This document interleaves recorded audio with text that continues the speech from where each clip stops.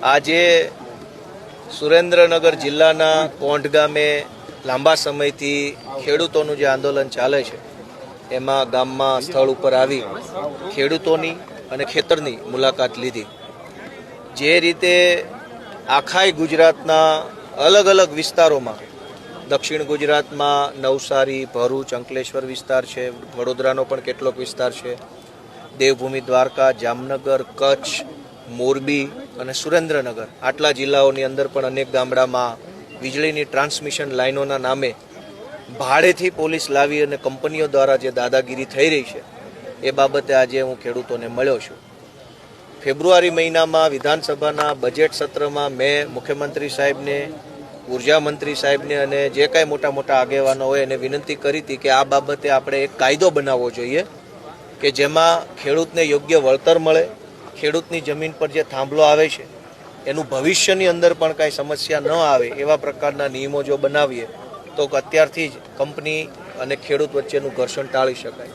પણ સરકારને એમાં કોઈ રસ નથી। મારે ધન્યવાદ આપવા છે કોંઢ ગામના તમામ સમાજના સૌ ખેડૂતોને કે ખૂબ સારી એકતા બતાવી, ખૂબ સારી લડત કરી છે અને આખાય ગુજરાતના ખેડૂતોનું ધ્યાન ખેંચાય એવા પ્રકારની એમણે તાકાત બતાવી છે, બદલ અભિનંદન। આજે ખૂબ મોટી સંખ્યામાં બધા ખેડૂતો, ખાસ કરીને યુવાનો પણ ખૂબ મોટી સંખ્યામાં આમાં જોડાયેલા છે।